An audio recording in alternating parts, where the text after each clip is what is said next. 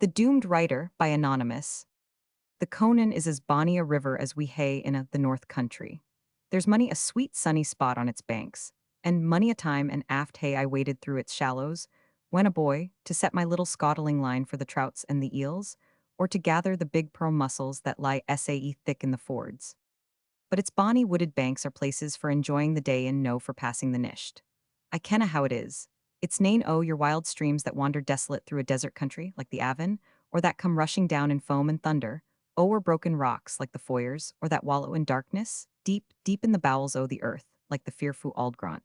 And yet no ane these rivers has mair or frightfuller stories connected Wyatt than the Conan. Ane can hardly saunter o'er half a mile in its course, frae where it leaves Cowton till where it enters the sea, without passing o'er the scene some frightful auld legend o' the Kelpie or the water wraith. And ane the most frightful looking o' these places is to be found among the P40 woods of Conan House.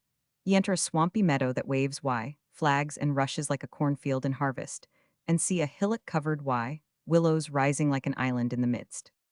There are thick mirkwoods on ilka side. The river, dark and awesome, and whirling round and round in mossy eddies, sweeps away behind it. And there is an auld burying ground, the broken ruins o' an auld papist kirk on the tap. Ane can see among the rougher stands the rose-wrought mullions of an arched window, and the trough that ants held the holy water. About 200 years ago, a wee mair maybe, or a wee less, for ane canna be very sure o' the date o' the old stories, the building was entire, and a spot near it, where the wood now grows thickest, was laid out in a cornfield. The marks o' the furrows may still be seen among the trees.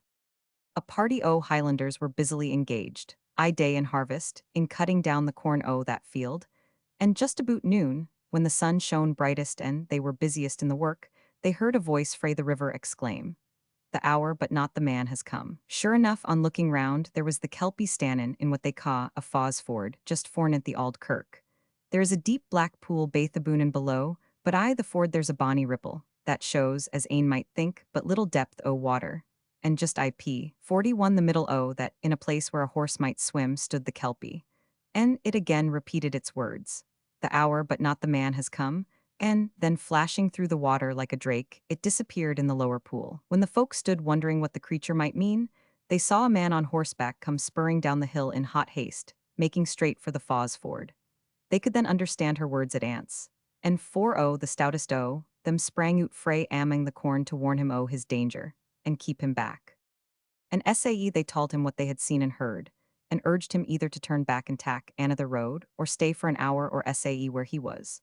But he just wadna hear them, for he was baith unbelieving and in haste, and wald hae teen the ford for they could say, hadna the Highlanders, determined on saving him whether he would or no, gathered round him and pulled him frae his horse. And then to mak sure o' him, locked him up in the auld kirk. Weel, when the hour had gone by, the fatal hour o' the Kelpie, they flung open the door, and cried to him that he might new gang on his journey. But there was nae answer, though. And sae they cried a second time, and there was nae answer still. And then they went in and found him lying stiff and called on the floor, his face buried in the water o' the very stone trough that we may still see among the ruins. P42 his hour had come, and he had fallen in a fit as twould seem head foremost among the water o' the trough where he had been smothered, and sae ye see the prophecy o' the Kelpie availed neathing.